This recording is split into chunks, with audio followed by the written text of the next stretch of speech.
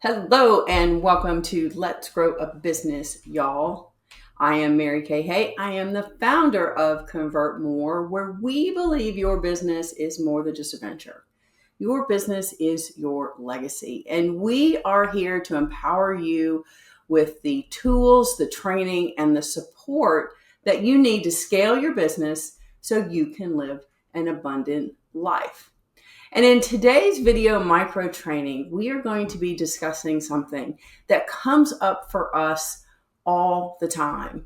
For the past 20 years, we have been serving make a difference small business owners and entrepreneurs just like you, helping them put a real business foundation underneath your important work. And one of the biggest challenges that we see, or the biggest areas where we see when folks come to us initially and they're struggling, in particular, they're usually struggling due to things like overwhelm, cash flow problems, making all of the pieces work together. The reason for the struggle most of the time is because they are doing the right thing, but at the wrong time, based on what developmental stage their business is at.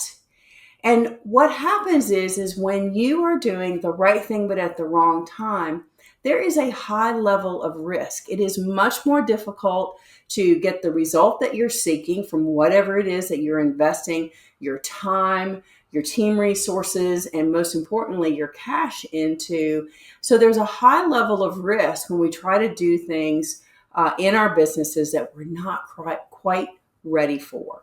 So at ConvertMORE, we have, and if you guys have seen even more than a couple of these videos or know us at all in person, you'll know that one of my identities, particularly me, is I'm a crazy gardening lady. I absolutely love to garden.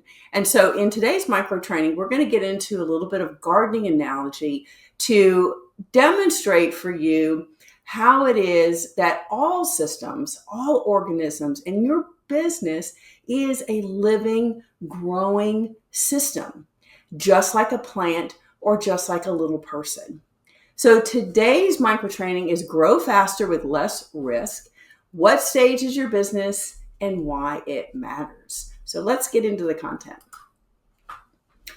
So as just mentioned, all growth, any organism grows in observable, predictable, and quantifiable stages.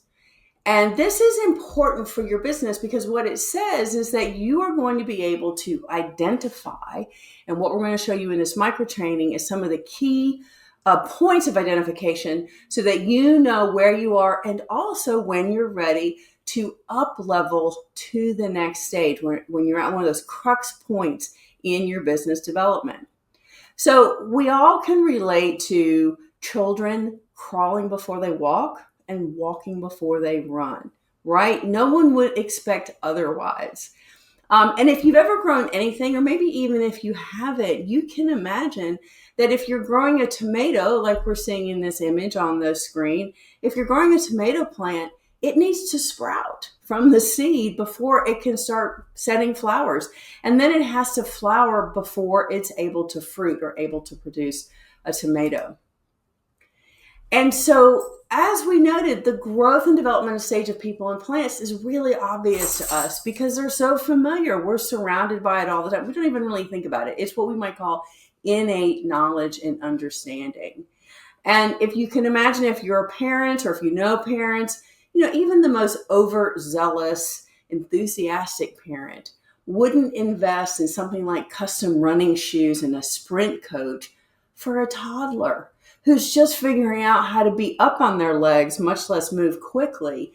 And even if that parent knew in their bone marrow that that child was destined for some level of Olympic track and field glory, they're not going to do that yet because it's completely the wrong stage and it would be a total waste of time, effort, and money.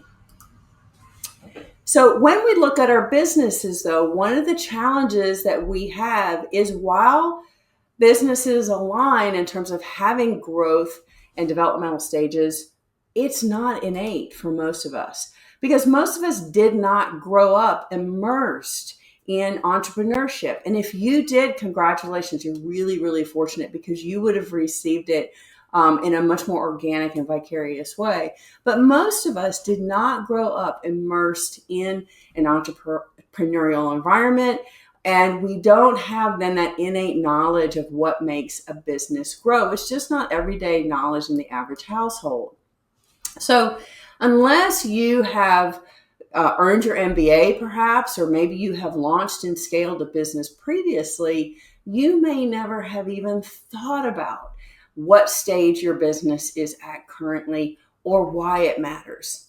But the reason it matters is because your business stage, just like that child, just like that toddler is not ready for a sprint coach and custom shoes, your business stage determines what activities you should, and really importantly, shouldn't be doing right now, and what investments you should and should not be making in that business.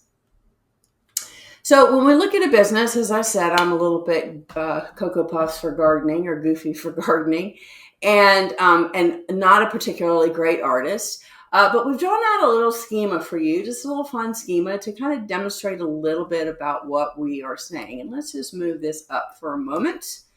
Okay, so this is the first, effectively a first 4 stages, although it's counted to 3, because I really consider the seed stage to be stage 0. It is a pre-stage, if you will.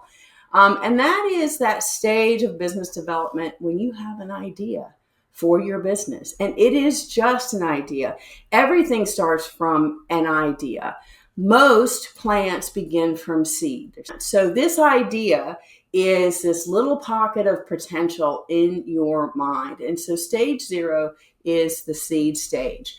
And the activities that you should be engaging in a stage 0 business are things like talking to people about your business, getting input and ideas from people that you know, like, and trust within the framework of your circle of influence, talking to other business owners, people who care about you, etc. And at some point in that stage, that germinating stage, you're going to make that decision.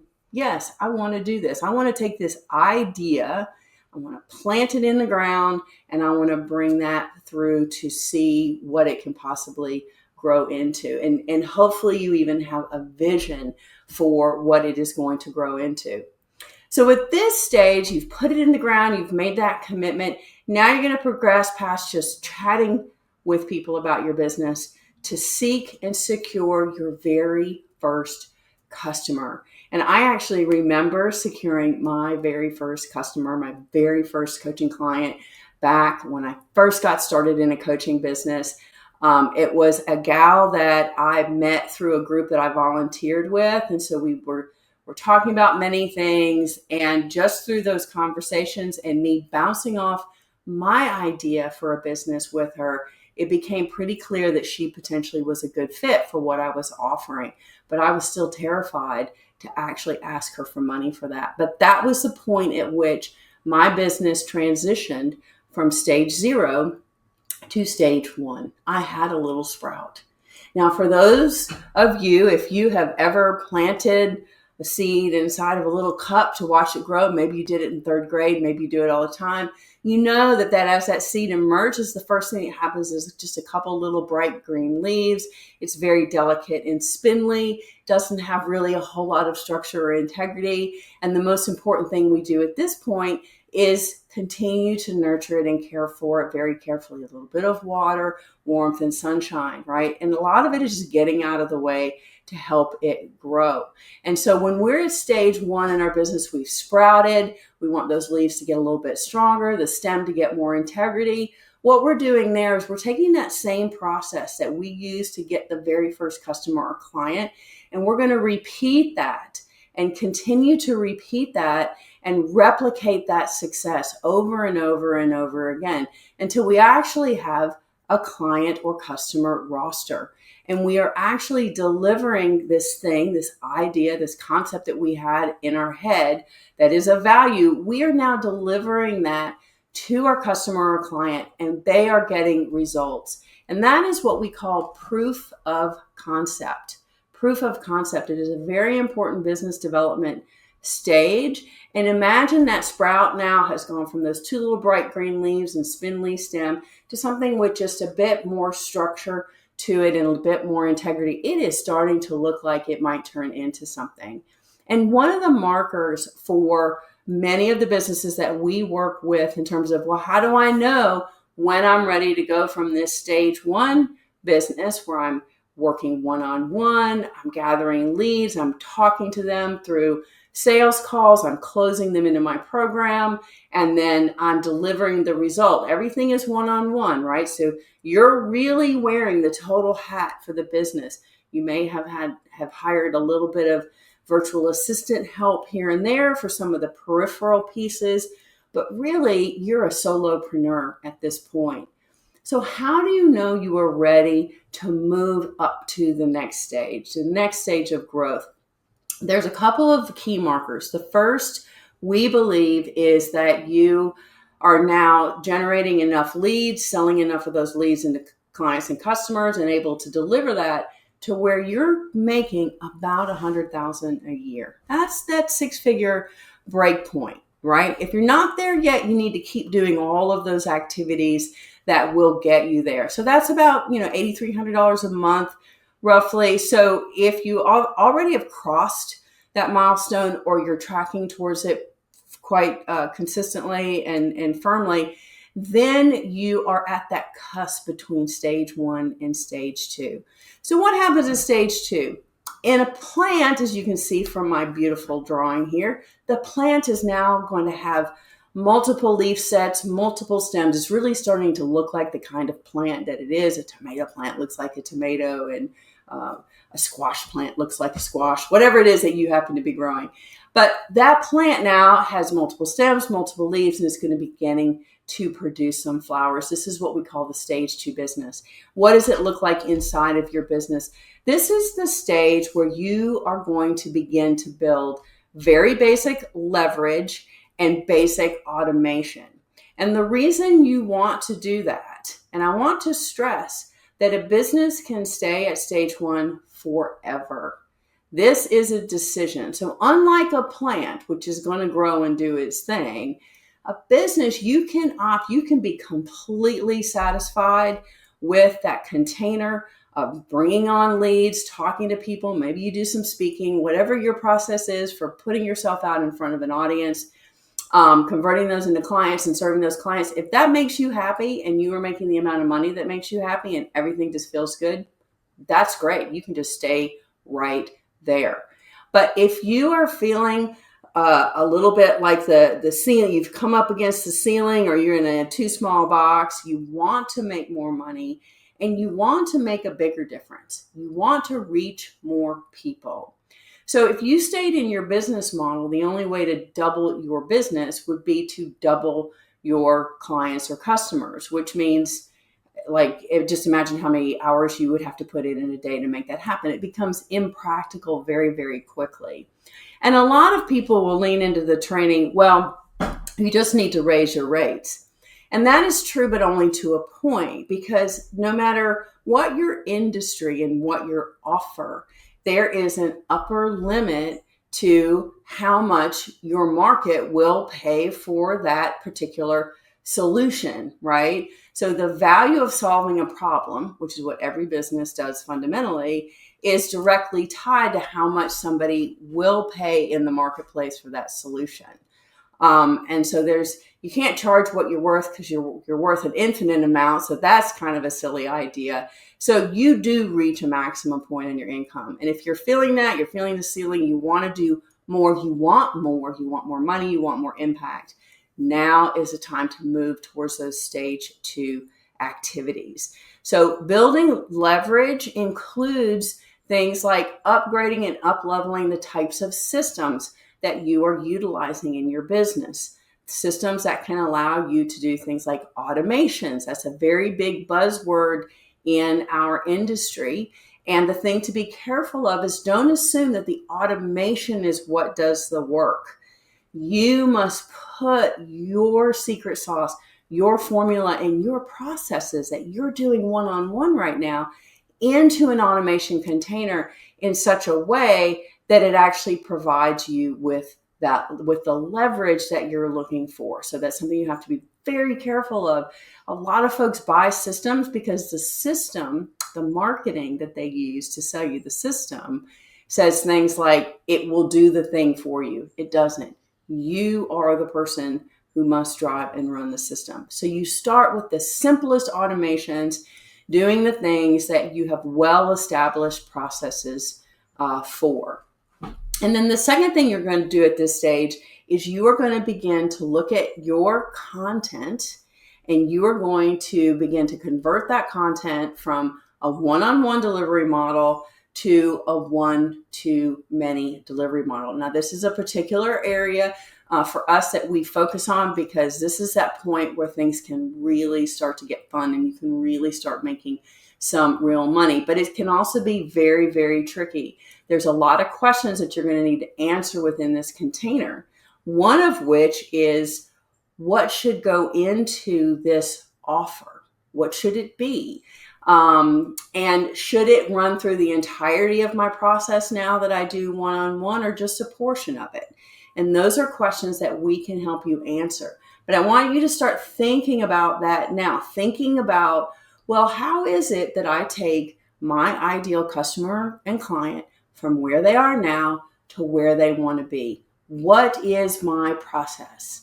And many people already know and understand their process, but what we have experienced is very, very often, particularly with personal development, spiritual development, thought leaders, what you do is so intuitive that you just sort of run through it without a lot of consciousness that you have a process behind it. That knowing your process is really important. So simple, basic automations of what you have well established as far as systems in your business. And then the second is the development of your very first leveraged offer. Now, once you have that working and that leveraged offer working in automated systems has begun to convert sales for you while you sleep, while you're on vacation, while you're at the grocery store, while you're spending time with your family, right? Whatever that looks like, however life wants to roll for you, you'll know that you are ready to begin to move towards that stage 3 once that initial leveraged automation wheel has begun to turn. So stage 3 we call flowers and fruits. And this is where you are going to begin to expand your thinking. And there's a number of different ways to expand your thinking here. It really depends upon your business model. But one way would be to offer effectively the same products and services into a slightly different market, right? Move into a new niche. Another might be to build a next step offer for your current niche. So there's many, many ways that you begin to expand and become fuller and richer through this process at stage 3 by creating more and more of these automated funnels, or growth flywheels, as they're sometimes referred to in the industry. And it becomes a rinse and repeat process. Now, as you can imagine, at this stage, things are getting pretty busy in your business, and you're no longer at this point a solopreneur. So one of the important things that happens at stage 3, and we work very heavily with our clients at this point, is that change in mindset that begins to occur as you begin to take yourself out of the granular level of the business, hand that off to others so that you can focus more on just those aspects that you need to be focused on as the founder, as the business owner, as the talent, as the person who is doing the training, whatever your role is within the framework of your company. That all begins to become very, very prominent in stage 3. So to summarize, it's pretty simple. The right action taken at the right time means getting the result you want is significantly more likely. That means an ROI, or return on your investment, whatever you paid to invest in a product or program to teach you how to do a thing.